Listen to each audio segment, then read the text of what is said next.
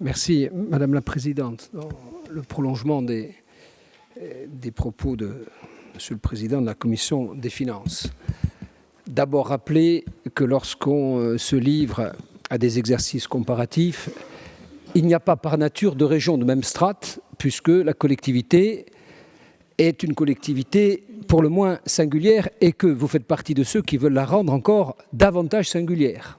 Donc attention à comparer ce qui ne serait pas comparable. Pour autant, lorsqu'on va jeter un coup d'œil sur ce qui se passe ailleurs, il suffit d'aller lire les publications de l'ARF. Oui, mais chacun a les mêmes contraintes. La guerre a eu lieu pour tout le monde en Ukraine.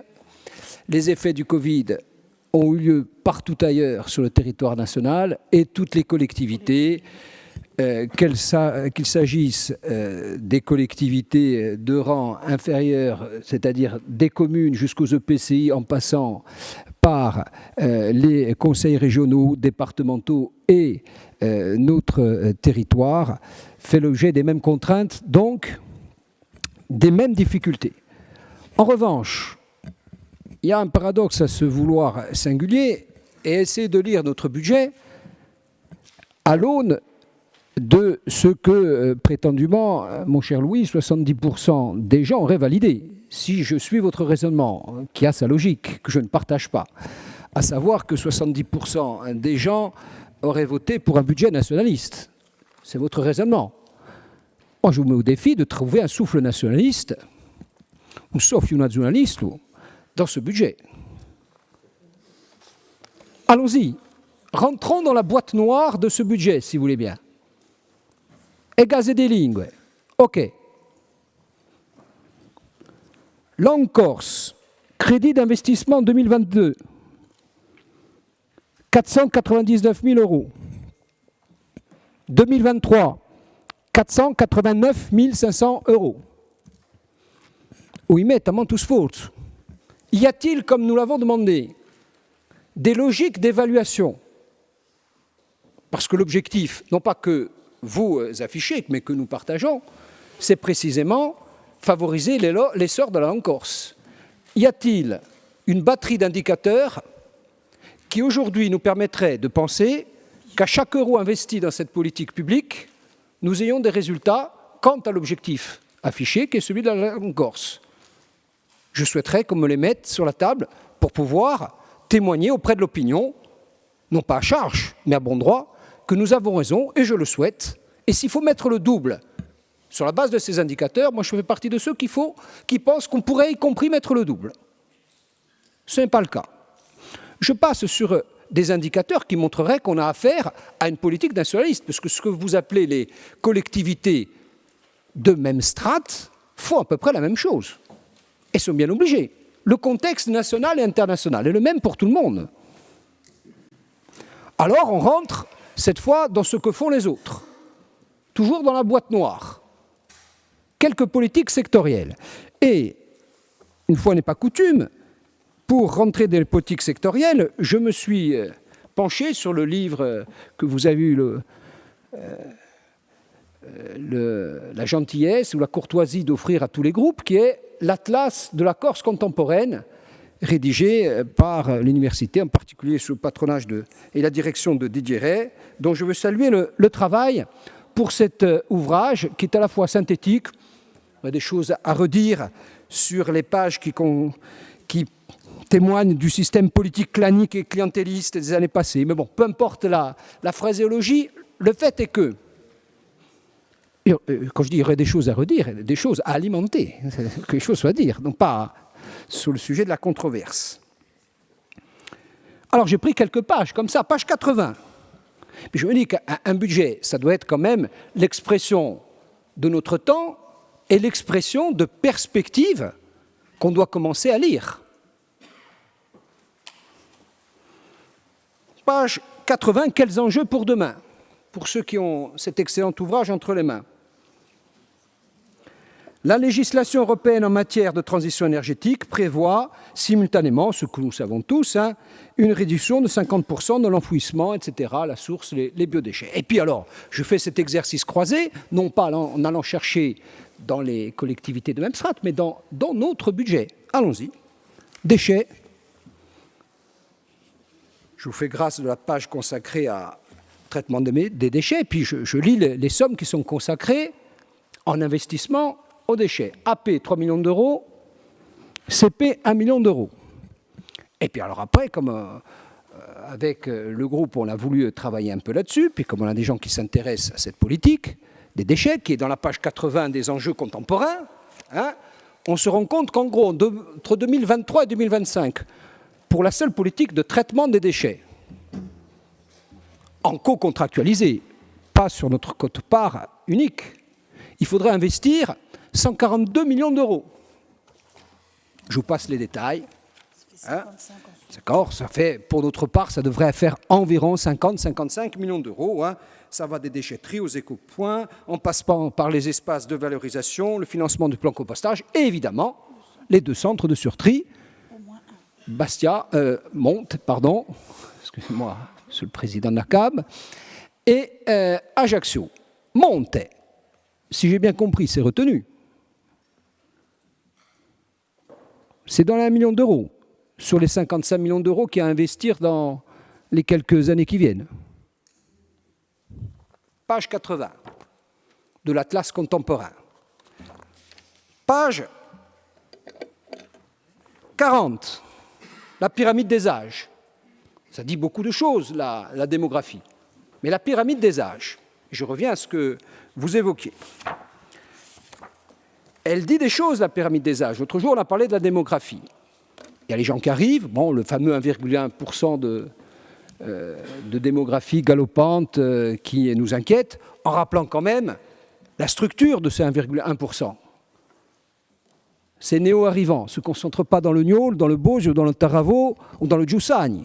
C'est en gros couronne ajaxienne, couronne bastiaise et quelques grandes agglomérations. On est d'accord là-dessus. Donc là, ce n'est pas 1,1%. C'est 1,5, 1,6. Qui sont ces actifs qui arrivent? De jeunes actifs. Jeunes actifs, qu'est-ce qu'ils font? Ils s'installent, ils travaillent, ils font des enfants.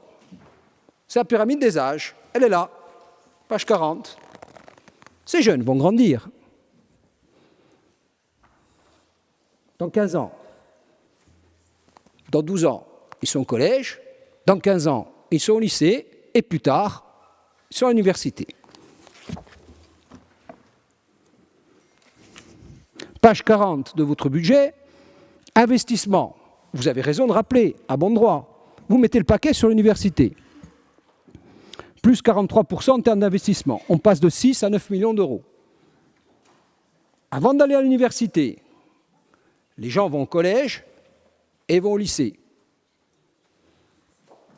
Et alors, c'est toujours la même chose, même si globalement, vous mettiez 21 ou 22, pardon, à peu près 21,3, maintenant vous mettez 23. Il y a une augmentation.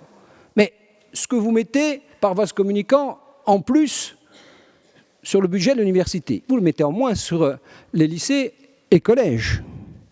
52% réservés à l'enseignement secondaire. Il y a toujours 11 millions d'euros, et c'est très bien. C'est à peu près ce que font les dites collectivités de même strate. C'est à peu près ce que font les collectivités de même strate lorsqu'elles ont la compétence des lycées, des collèges, sauf que c'est les départements et les régions. On est sur des moyens constants. Alors, ces effets de loupe servent à dire quoi? C'est un peu comme ce matin, les propos interprétatifs du président de la République. Alors vous dites que vous avez mis un peu plus sur l'université, puis nous on vous fait remarquer que vous avez mis un peu moins sur l'enseignement secondaire. Dernier sujet, parce que je ne vais pas vous faire l'inventaire de l'Atlas, mais il y a quelque chose d'intéressant, toujours page 40. Je cite, « Ceci est d'autant plus avéré que les projections démographiques pour 2050, les progressions démographiques pour 2050, c'est-à-dire ce que notre génération d'élus est censée préparer, prévoient que la part des plus de 60 ans représentera 41% de la population. Alors je sais bien qu'on va prendre la retraite à 67, peut-être 68 ans à cette époque-là. 41% de la population.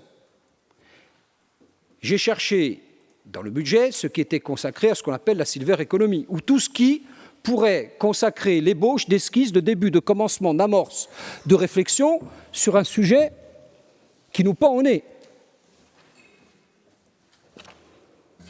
Presque rien. Je vais conclure, Madame la Présidente. Je ne vais pas revenir sur ce qu'a développé Xavier, les indicateurs, on en a déjà abondamment parlé. L'emprunt, les capacités de financement, le montant de la dette, la structure que vous défendez comme étant soutenable. Nous, on vous dit, on ne va pas rentrer dans la fabrique de la défiance, on vous dit que ces indicateurs sont alarmants. Ils étaient inquiétants il y a quelques années, ils deviennent alarmants. Pour cela, on vous propose une porte de sortie. Depuis des mois, voire des années. Et on vous a dit, et vous avez commencé à le faire très tièdement, qu'il faut bâtir une réflexion de fond sur la structure financière de la collectivité, qui n'a plus les moyens d'assumer pas seulement les choix politiques qui seraient les vôtres, et d'aucuns auraient aimé, dans l'opinion, dans les 70%, que ce soit un budget nationaliste.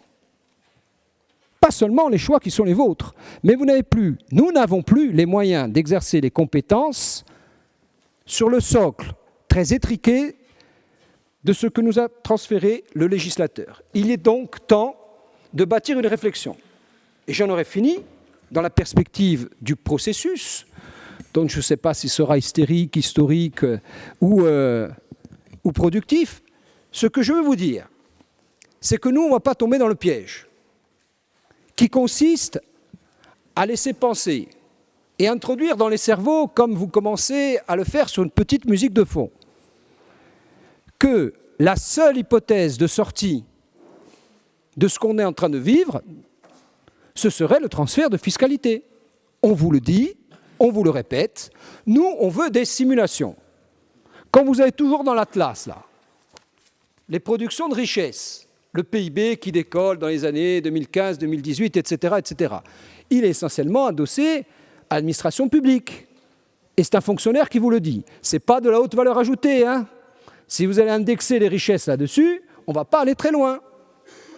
Attention. Et donc, nous, on ne rentrera, et j'en aurai fini là-dessus, parce que ça rejoint les propos de ce matin sur la méthode. Parce que si on va commencer à mettre le titre, et qu'on va se rendre compte au moment de la loi organique, que c'était peut-être pas là qu'il fallait aller, vous aurez un titre creux.